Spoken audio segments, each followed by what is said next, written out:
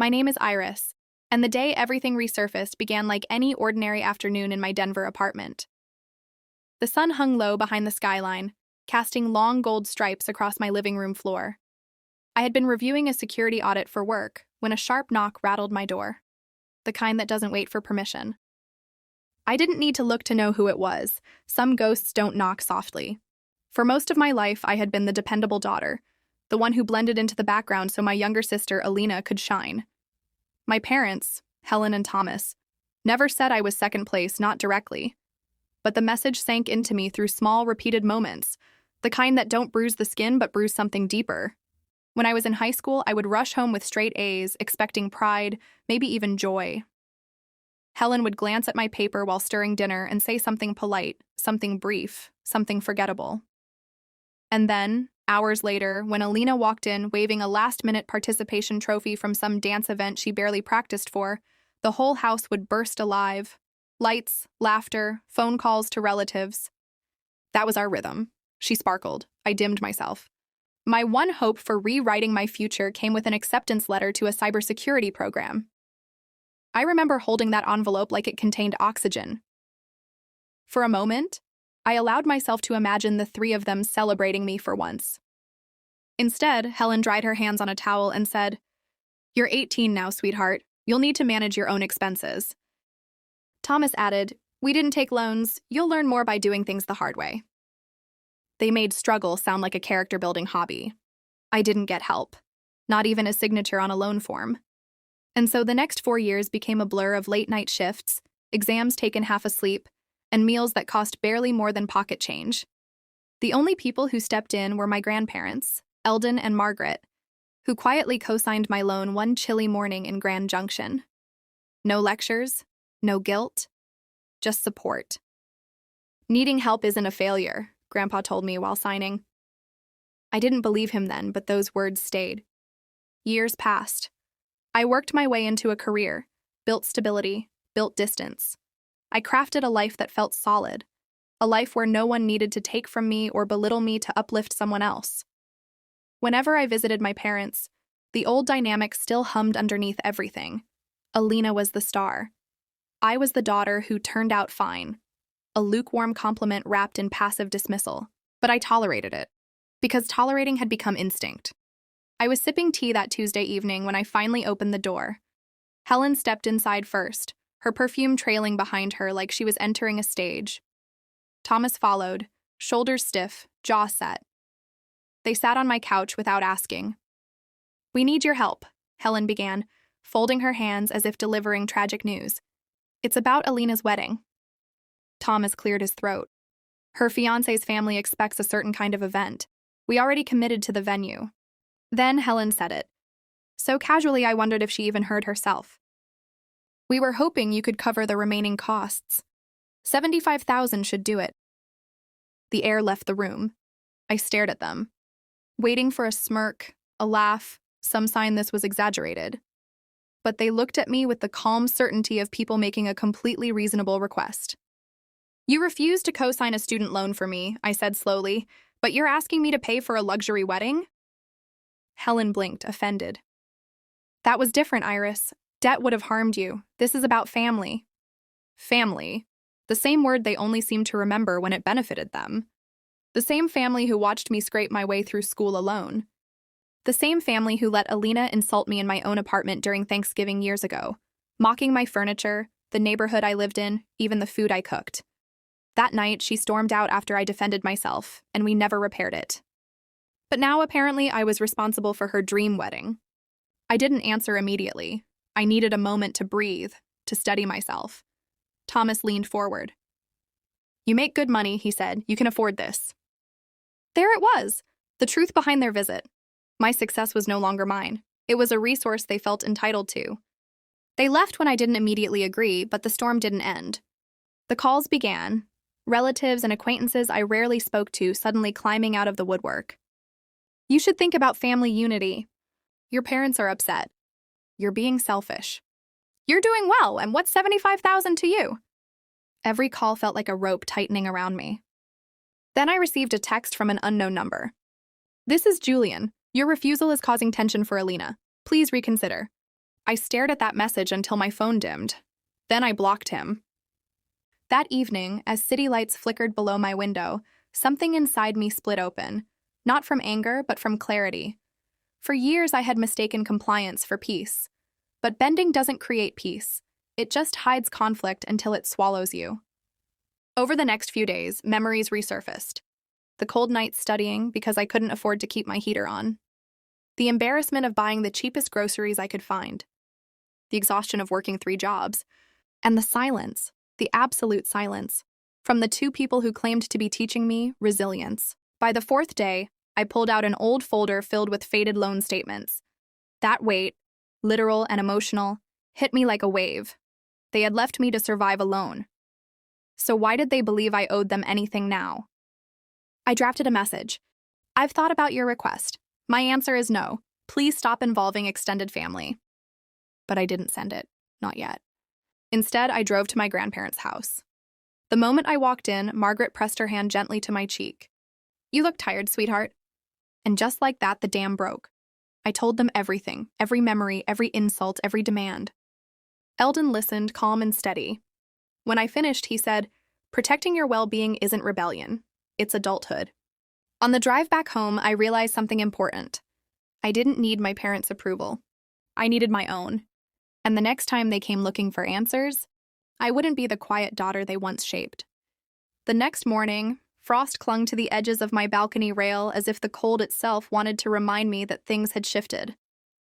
I sat with a mug of black coffee, staring at the gray-blue Denver skyline. My phone buzzed nonstop on the table beside me. Missed calls, unread messages, voicemails. All from my parents. A few from relatives I hadn't spoken to since high school graduations, and 3 from Alina. I didn't open any of them. By noon, the knocking returned, louder this time. Urgent.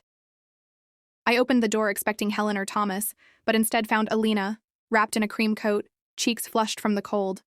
Her eyes, usually gleaming with effortless confidence, looked unsettled. We need to talk, she said. I stepped aside without a word.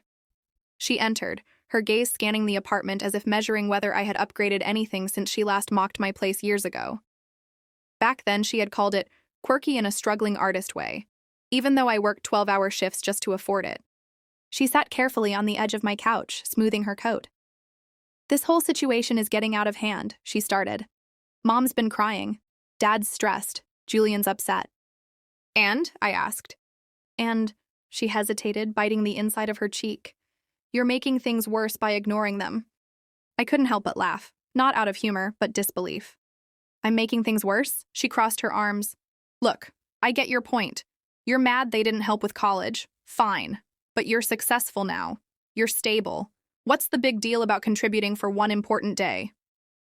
There's a difference, I said, leaning forward slightly.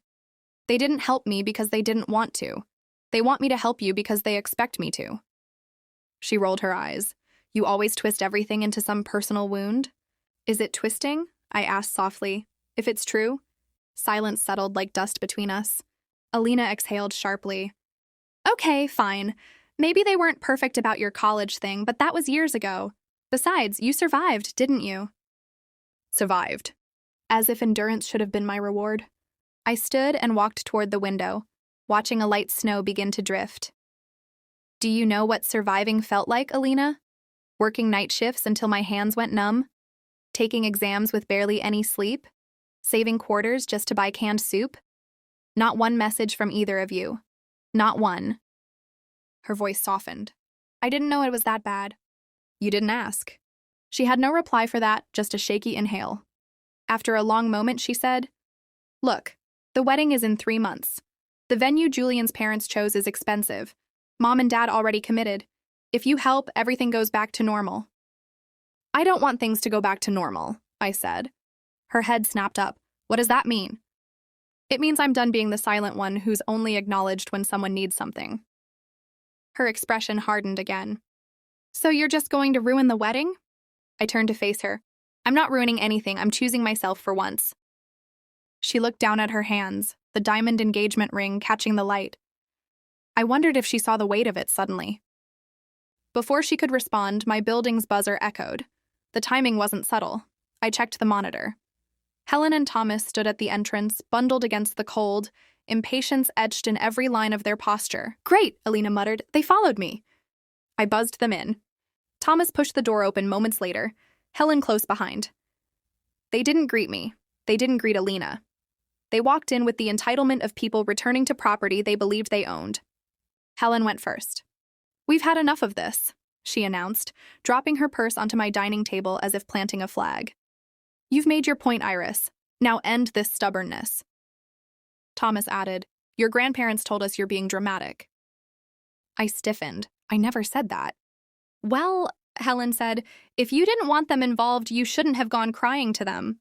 The casual cruelty in her tone stung in ways I wasn't prepared for. I caught Alina's eyes. Even she winced.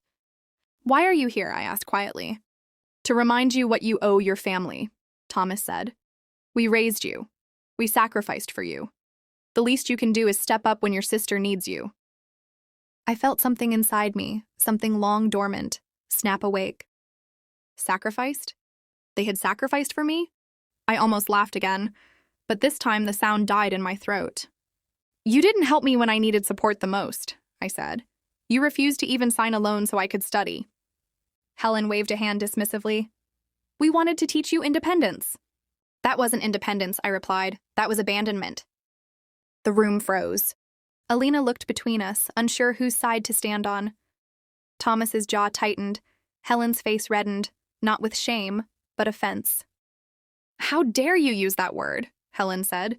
"We did everything we could." "No," I said steadily. "You did everything you wanted. There's a difference." Thomas stepped closer, lowering his voice. "Your sister's wedding is not the place to settle your childhood grudges." "My childhood grudges," I repeated, "or your neglected responsibilities." He glared, but before he could speak, Alina rose from the couch. "Mom, Dad, maybe we should just—" "No," Helen cut in sharply. "She will help. She's just being dramatic. Iris, you're going to call the planner and you're going to make the payment. Today." That was it. The breaking point. I stood completely still, letting their words echo in my mind, not as an attack, but as confirmation. This was who they had always been. Not malicious, but blind. Blind to anything that didn't orbit the center of their world. And I was tired of orbiting. I picked up my phone, typed a few words, and sent the message I had drafted days earlier. "I am not paying for the wedding. Stop contacting me about this. I am done being used." My phone chimed as the message delivered. Helen gasped. Thomas's face twisted in disbelief. Alina's breath hitched. "You sent that?" Helen whispered, as if I had committed treason. "Yes," I said. "I meant every word." Thomas stepped toward me, anger tightening his voice. "You will regret this." "For once," I replied, "I won't." The room seemed to collapse inward with tension. No one moved. No one spoke. For the first time in decades, the power dynamic shifted, and they felt it. Helen grabbed her purse with jerky movements. "Let's go," she snapped to Thomas and Alina. "If Iris wants to isolate herself, let her." As they walked out, Alina turned back, guilt clouding her face, but not enough to stay. Not yet.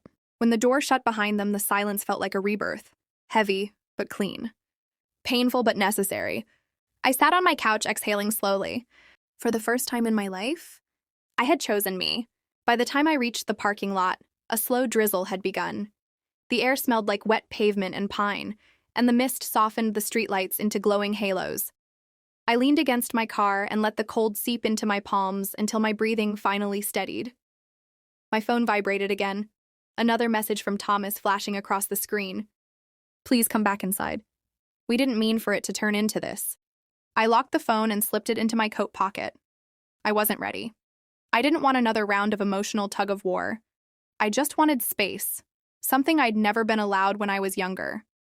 Every decision, from my haircut to my hobbies, had always been weighed against what my parents approved of. The idea of returning upstairs and facing everyone again made my ribs tighten. A soft knock on my car window startled me. It was Alina. Her cheeks were blotchy, mascara smudged beneath her eyes.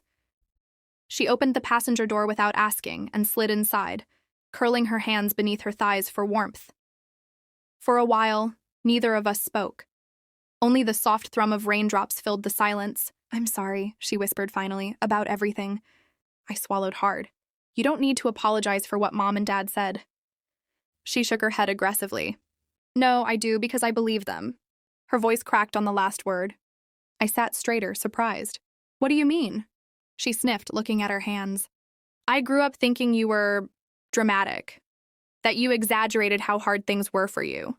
Mom always told me you just didn't try hard enough. I believed her. I didn't know they refused to help you with college. My jaw clenched. They didn't just refuse, they made me feel like I wasn't worth investing in. Alina nodded slowly, tears sliding down her cheek. I heard Dad tonight. When he said you never contributed, something inside me just broke. Because I've seen everything you built by yourself. Meanwhile, I've had help every step of the way.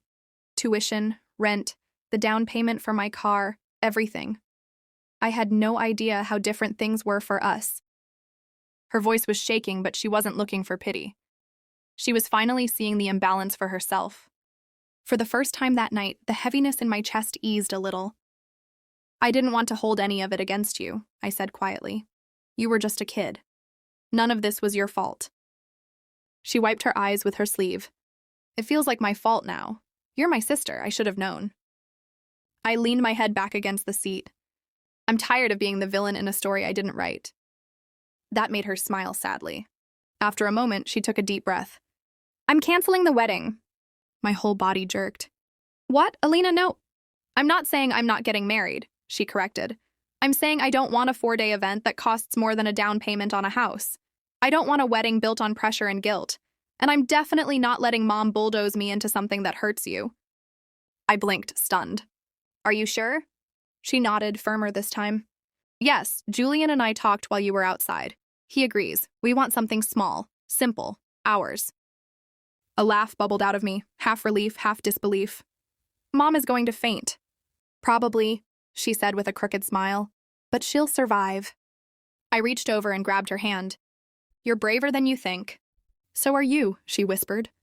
We sat there for another long moment, letting the rain curtain the world around us. The tension that had gripped my stomach since I arrived began to unravel thread by thread. Finally, Alina glanced toward the building. They're waiting, ready? I wasn't, but I nodded anyway. Inside, the air had shifted. Margaret sat on a chair with a tissue pressed under her nose. Eldon hovered beside her, wringing his hands like a boy caught doing something wrong. Their expressions, so rigid earlier, were crumbled now, soft at the edges. Thomas stepped forward first. Iris, we owe you an apology. His voice trembled in a way I had never heard before. Margaret lifted her head, eyes red. We weren't fair to you. We didn't see how much you needed us. My throat tightened. You didn't want to see. She closed her eyes at that, and tears spilled over. Eldon stepped in next. When you left home after high school, I assumed you just wanted space. I should have asked why. I should have checked on you. We failed you. Hearing my family say the words I'd needed for years felt like a dam cracking open. Not breaking, not flooding, just loosening. For the first time, they weren't defending themselves. They weren't making excuses. They were finally acknowledging the truth. Thomas cleared his throat. What can we do now? To mend things? I took a long breath, choosing my words carefully. I don't need financial help. I don't need you to praise everything I do. I just want to be treated with the same respect and support you give Alina. I want to be part of this family without constantly being compared, dismissed, or blamed. Margaret nodded, clutching her tissue. We can do that. We will. Eldon added, we want you with us. Not just for holidays, for everything. For the first time in years, I believed him. Alina stepped beside me, her chin lifted. And just so we're clear, she announced, I'm having a small ceremony. No one is paying for it except me and Julian. No pressure on anyone. Margaret blinked. That's really what you want? Yes, she said solidly. After a beat, Margaret exhaled and nodded. Then we'll support that too. Something in the room shifted, gently, without drama or force. Like a door cracking open after being stuck for years. Eldon pulled both me and Alina into a hug. Thomas joined. Then Margaret. For a few seconds, we stood tangled in a messy, imperfect circle, crying, sniffling, holding on like we were relearning what family meant. 2 months later, Alina married Julian in a tiny botanical garden overlooking the foothills. Soft jazz played from a Bluetooth speaker. The aisle was lined with candles, not chandeliers. Margaret wore flats. Thomas carried tissues. Eldon cried before the bride even appeared. And me? I stood beside my sister as her maid of honor. No resentment, no bruised memories, no invisible ledger of who owed what. Just happiness. Peaceful, simple. Exactly what we all needed.